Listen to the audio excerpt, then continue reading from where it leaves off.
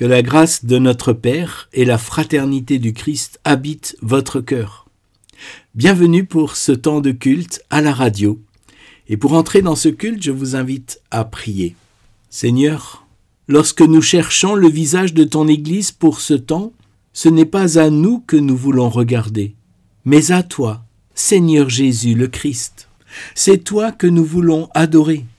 C'est ton visage qui ne cesse de venir dans l'humanité, comme tu l'as fait il y a 2000 ans, pour prendre sur toi son fardeau, pour libérer les femmes et les hommes de cette génération. Seigneur, remplis-nous de ton esprit, afin que notre culte ne soit pas une simple pensée amicale les uns pour les autres, mais que nous soyons vraiment traversés par ton Esprit Saint. Amen.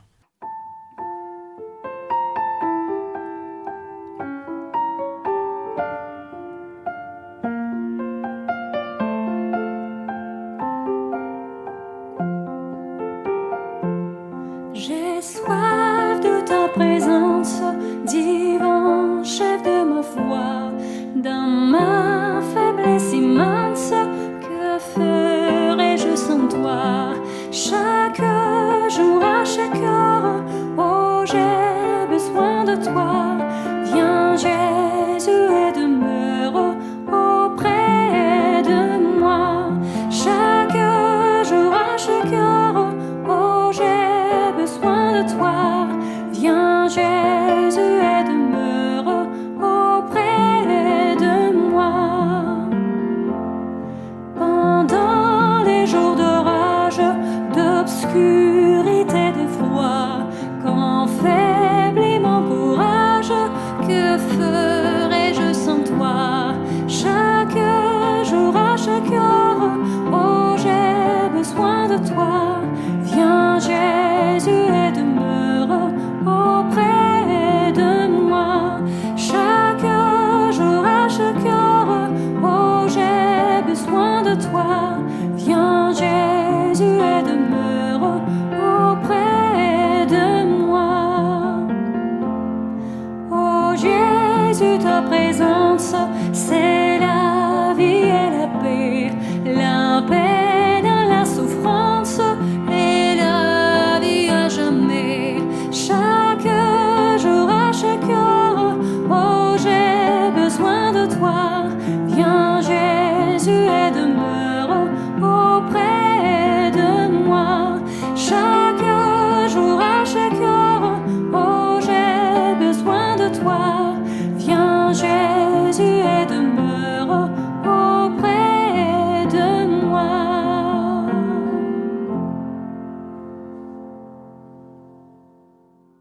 Pour continuer notre culte, présentons-nous au Seigneur avec tout ce qui fait notre vie.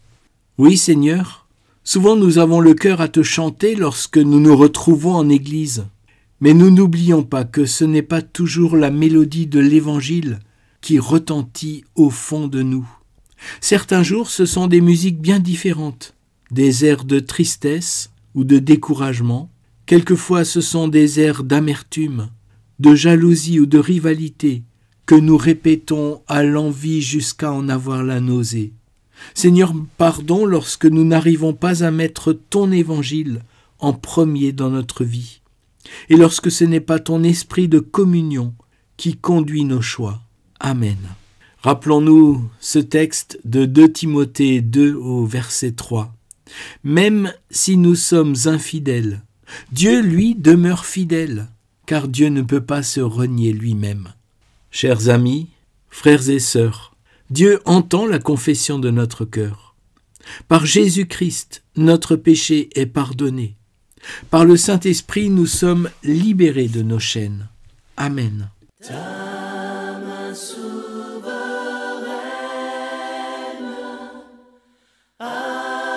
affermit nos pas, armés de lumière, couronnés d'éclat. Soyons sur la terre, messagers de joie.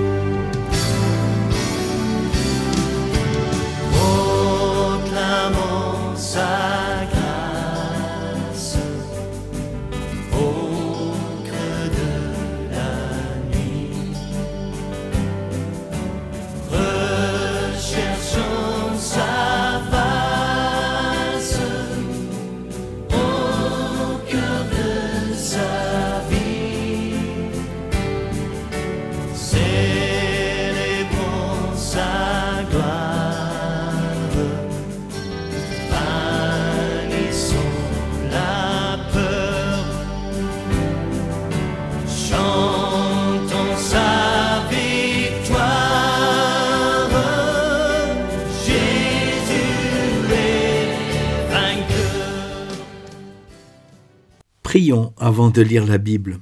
Seigneur, ta parole vient à nous par ces textes de la Bible, et ta parole vient aussi à nous par ton peuple, par des frères et des sœurs très concrets que nous rencontrons, par les paroles que nous échangeons bien souvent en tâtonnant, d'une manière peu assurée. Seigneur, parle-nous à travers ces textes que nous allons lire et à partir desquels nous allons réfléchir. Amen. Nous lisons d'abord dans les Actes au chapitre 2, les versets 42 à 47. Tous s'appliquaient fidèlement à écouter l'enseignement que donnaient les apôtres, à vivre dans la communion fraternelle, à partager ensemble le pain et à participer aux prières. Chacun reconnaissait l'autorité de Dieu, car il accomplissait beaucoup de prodiges et de signes extraordinaires par l'intermédiaire des apôtres. Tous les croyants étaient unis et partageaient entre eux tout ce qu'ils possédaient. Ils vendaient leurs propriétés et leurs biens et ils répartissaient l'argent ainsi obtenu entre tous, en tenant compte des besoins de chacun. Chaque jour, d'un commun accord, ils se réunissaient dans le temple, ils partageaient ensemble le pain dans chaque maison et prenaient leur nourriture avec joie et sincérité de cœur. Ils louaient Dieu et ils étaient estimés par tout le monde.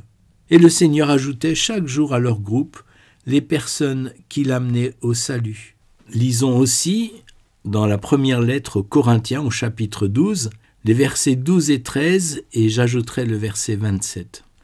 Le Christ est semblable à un corps qui se compose de plusieurs parties. Toutes ces parties, bien que nombreuses, forment un seul corps. Et nous tous, juifs ou grecs, esclaves ou personnes libres, nous avons été baptisés pour former un seul corps par le même Esprit Saint, et nous avons tous bu de ce seul Esprit. Vous êtes le corps du Christ, et vous êtes membres les uns des autres. Seigneur, ta parole est vérité, consacre-nous par ta vérité. Amen. Chers amis, comment définiriez-vous l'Église ? Une question pas si simple. Et peut-être qu'il y a plein d'idées qui vous traversent l'esprit avec cette question. Vous connaissez peut-être cette définition qui est celle de l'Église catholique. Elle est un peu sommaire, mais elle est souvent rappelée. L'Église est là où est l'évêque. C'est-à-dire que c'est l'évêque, par sa fonction et son charisme, qui va faire naître l'Église. Et ce sont les prêtres qui sont délégués par l'évêque qui, eux aussi, à leur tour, font vivre l'Église, avec en particulier ces deux ministères, ces deux services qui sont reliés à l'évêque, celui de l'enseignement de la parole et celui de l'administration des sacrements. Pour les protestants, pour la Réforme, la définition de l'Église est un peu différente, pourtant elle se rejoint bien. L'Église, dit la Réforme, est là où la parole est droitement prêchée et les sacrements droitement administrés. On est bien sur les mêmes charismes et les mêmes fonctions, la prédication de la parole fidèle aux apôtres, droitement prêchée, et les sacrements administrés d'une manière juste, droite, fidèle aux apôtres. Mais la Réforme n'a pas relié l'existence de l'Église à une fonction instituée, mais plutôt à ce que l'Esprit Saint peut produire au milieu de femmes et d'hommes qui se retrouvent autour de l'Évangile pour recevoir l'enseignement de la parole et pour recevoir les sacrements. Il y a une autre définition de l'Église où les protestants se retrouvent souvent très bien. C'est une définition encore plus minimaliste, on pourrait dire, dans l'Évangile de Matthieu au chapitre 18 au verset 20, lorsque Jésus dit « Là où 2 ou 3 sont réunis en mon nom, je suis au milieu d'eux. » On ne peut faire ni plus simple ni plus sobre, et il y a peut-être là aussi l'expression que pour la Réforme, personne ne peut vraiment contrôler l'Église. C'est une question spirituelle avant tout, liée à la relation avec Jésus et la relation fraternelle. Dans Acte 2, nous avons entendu la présentation de cette communauté primitive où tous s'appliquaient fidèlement à écouter l'enseignement que donnaient les apôtres et à vivre dans la communion fraternelle et à partager ensemble le pain. Nous retrouvons là deux éléments de la définition de l'Église que nous avons déjà vus, l'enseignement des apôtres et le partage du pain. Mais il y a aussi ce partage beaucoup plus concret de toutes les ressources matérielles des croyants qui mettent tout en commun. C'est une vision, une utopie peut-être, un idéal incroyable qui en fait rejoint l'idéal grec de l'amitié. Dans la Grèce antique, l'amitié a une valeur très forte et pour les amis, disent des philosophes grecs, ils partagent tout entre amis, mais de la même classe sociale. Or, Paul nous dit dans Éphésiens 2, Christ a renversé le mur de séparation entre les Juifs et les autres nations. Et dans Galates 3, il n'y a plus ni Juif ni Grec, il n'y a plus ni esclave ni libre, il n'y a plus ni homme ni femme, car tous vous êtes un en Jésus-Christ. C'est-à-dire que, par la foi chrétienne, l'idéal de l'amitié grecque, elle-même, est démocratisé à tous les êtres humains. Oui, il y avait une belle intuition dans cet idéal de l'amitié grecque, mais elle était limitative aux gens de la même classe sociale que moi. Avec l'Évangile, tous les murs qui divisaient les êtres humains sont abattus.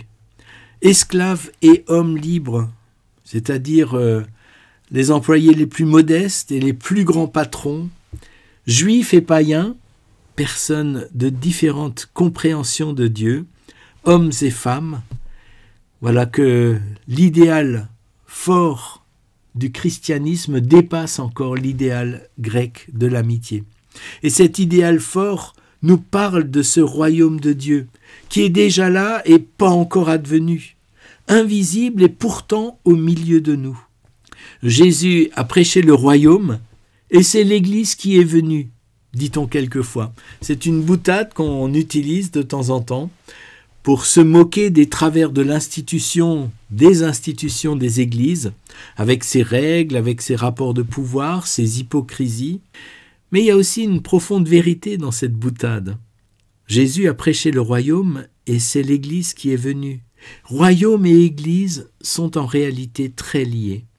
Et l'Église naît d'une certaine manière à la Pentecôte ou après l'absence visible du Christ, mais Jésus n'est pas absent, au contraire, dans la Pentecôte, il se révèle totalement présent par l'Esprit Saint, par son Esprit, et il fait vivre désormais l'Église de l'intérieur par l'Esprit Saint, par son Esprit. Et ce royaume qu'il avait annoncé se concrétise d'une certaine manière dans l'Église, même si on ne peut pas superposer les deux, ni confondre les deux.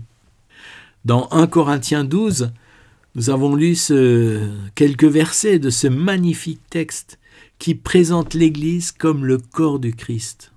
Et vous vous rappelez peut-être cette parole de Jésus à Saul, avant qu'il ne devienne Paul, au moment où il était encore persécuteur des chrétiens. Il lui dit « Saul, Saul, pourquoi me persécutes-tu » dans Acte 9 au verset 4. C'est-à-dire que Jésus lui-même, dans cette parole, lui dit que quand il persécute des chrétiens, c'est Jésus lui-même qu'il persécute. Quand il persécute l'Église, c'est Jésus lui-même qui l'atteint. L'Église n'est donc pas une trahison ou une perversion du message de Jésus-Christ, mais elle est dans la pleine continuité de son projet de salut qui avance, qui se déroule à travers l'Église désormais. Cette image du corps rappelle aussi la diversité des dons qui sont distribués selon la volonté de l'Esprit Saint et non selon les qualités ou les prérogatives humaines. Revenons à Acte 2, au verset 44. Tous les croyants étaient unis. Et nous avons là, d'une certaine manière, l'exaucement de la prière de Jésus dans l'Évangile de Jean au chapitre 17. « Père, qu'ils soient un, afin que le monde croie. » Oui, l'Église est vraiment fondée sur la parole du Christ. Et ce fondement est posé sur celui des apôtres. C'est un moment où les apôtres sont toujours vivants. Mais que se passe-t-il quand les apôtres vont mourir les uns après les autres ? Comment être sûr de toujours construire sur ce fondement des apôtres. L'Église a alors inventé 4 stratégies parallèles. La première stratégie, c'est celle des écrits bibliques, canoniques, des écrits qui sont reconnus par l'Église universelle comme étant réellement fidèles à l'enseignement des apôtres. C'est ce que nous appelons le Nouveau Testament. Et pour les premiers apôtres, il est évident que la Bible juive, le Premier Testament, fait partie du canon biblique qui pose le fondement de la foi chrétienne. La deuxième stratégie, c'est celle de faire des listes de successeurs d'apôtres, des listes d'évêques. Imaginez qu'à l'époque, lorsqu'un homme se présentait en disant « Voilà, moi je suis l'évêque de tel endroit, envoyé pour être maintenant votre évêque par le pape ou par telle église », c'était difficile de regarder si cet homme disait vrai. Vous ne pouvez pas regarder sur Internet, sur Wikipédia, pour voir quel était le pédigré de cet homme qui venait. Et donc, petit à petit, l'Église a mis en place des listes d'évêques pour assurer que la personne qui était présentée avait bien été disciple de tel, et que ça remonte bien jusqu'au moins un des apôtres. Ensuite, une troisième stratégie qui a été mise en place, c'est celle de la liturgie. Écrire, concevoir des liturgies, une manière de prier conforme à la prière des apôtres. Encore quelque chose d'extrêmement précieux qui permet de rester bien fidèle, bien sûr que notre prière soit ancrée sur la prière des apôtres. Et puis une dernière stratégie, une quatrième stratégie, c'est celle de concevoir des confessions de foi.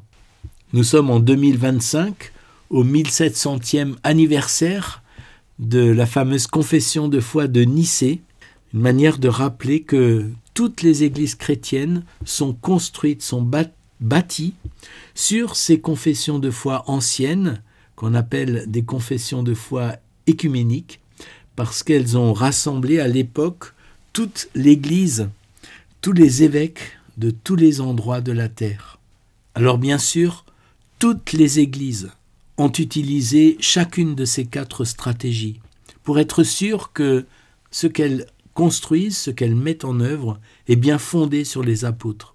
Mais quand on regarde un peu ces 4 stratégies, on voit que chaque église en privilégie une ou 2 ou 3 et on pourrait regarder pour chacune des stratégies pour voir finalement elle correspond plutôt à quelle église.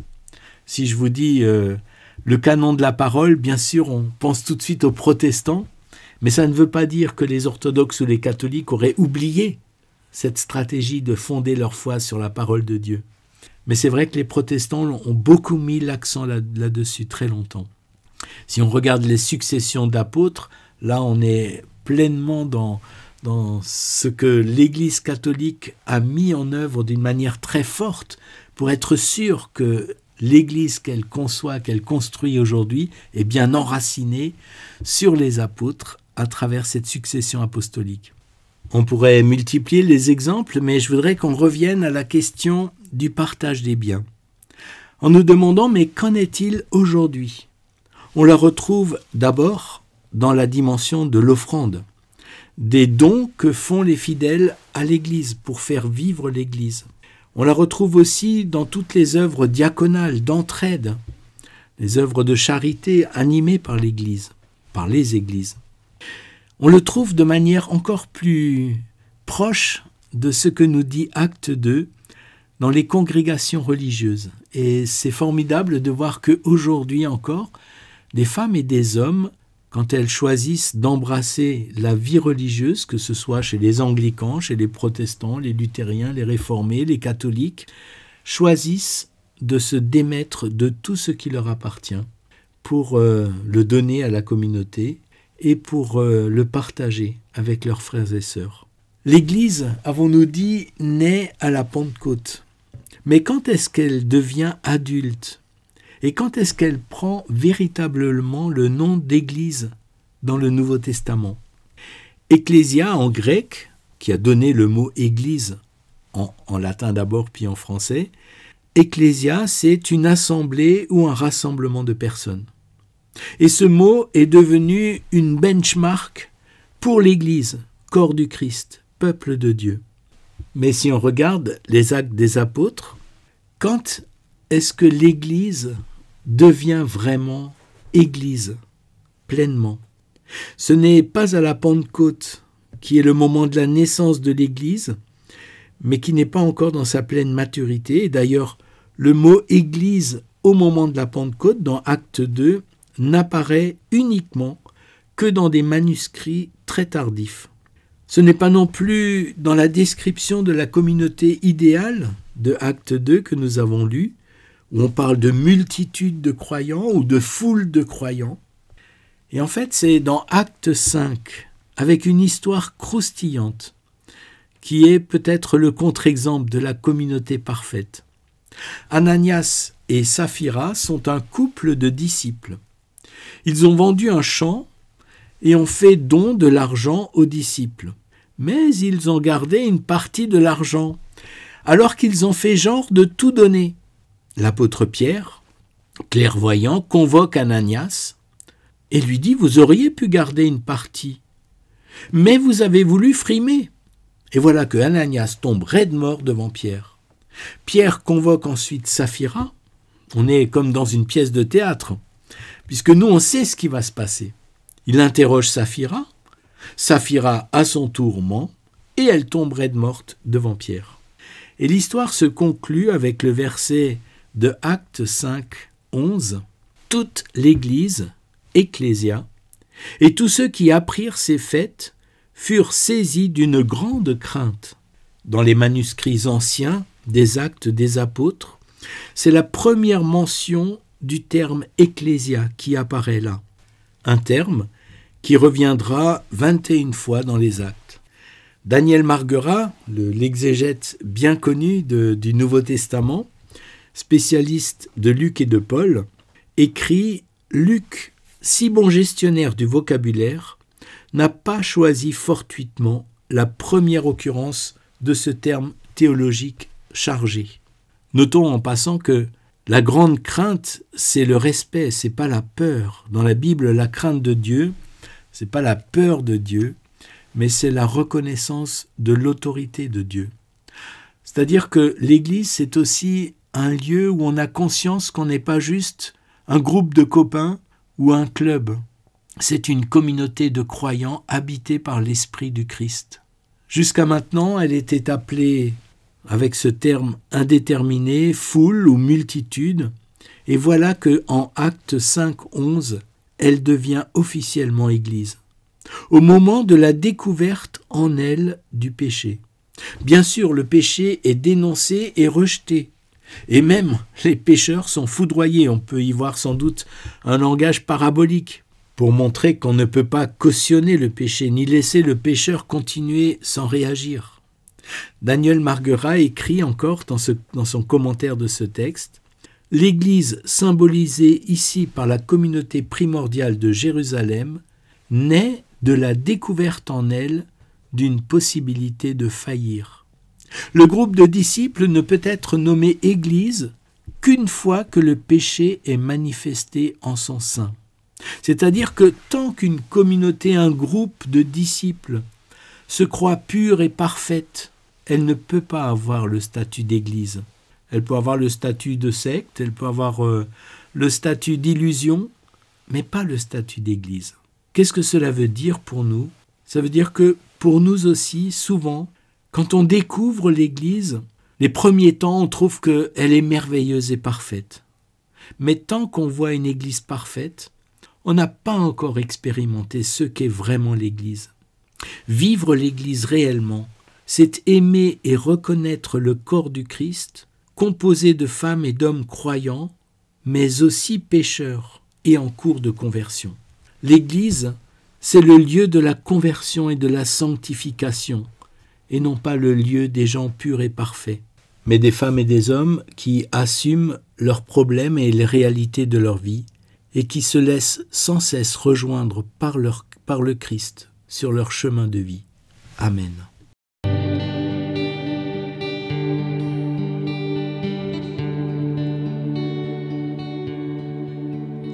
Quand le peuple de Dieu des quatre coins de l'horizon, quand le peuple de Dieu se rassemble en ton nom, quand les cœurs s'ouvrent et que les mains se tendent, quand nos âmes soupirent à t'entendre, assoiffées de toi, Jésus, tu es là. Jésus, tu es là. Jésus, tu es là. Jésus, tu es là. Je vous invite à la prière pour terminer ce temps de culte. Seigneur, merci pour chaque croyant.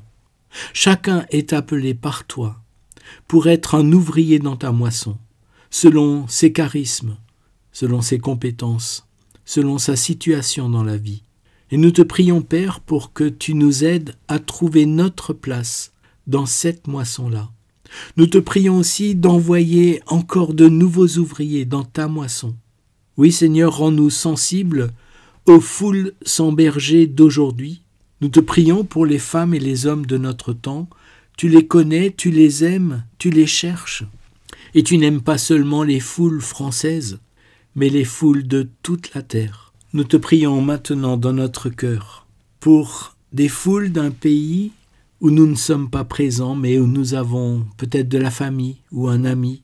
Oui, Seigneur, prends soin de ce pays. Et que ta bénédiction se manifeste de plus en plus à tous les êtres humains, quels qu'ils soient.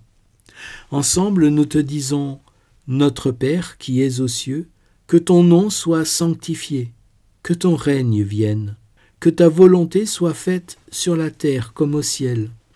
Donne-nous aujourd'hui notre pain de ce jour, pardonne-nous nos offenses, comme nous pardonnons aussi à ceux qui nous ont offensés, et ne nous laisse pas entrer en tentation, mais délivre-nous du mal, car c'est à toi qu'appartiennent le règne, la puissance et la gloire, au siècle des siècles.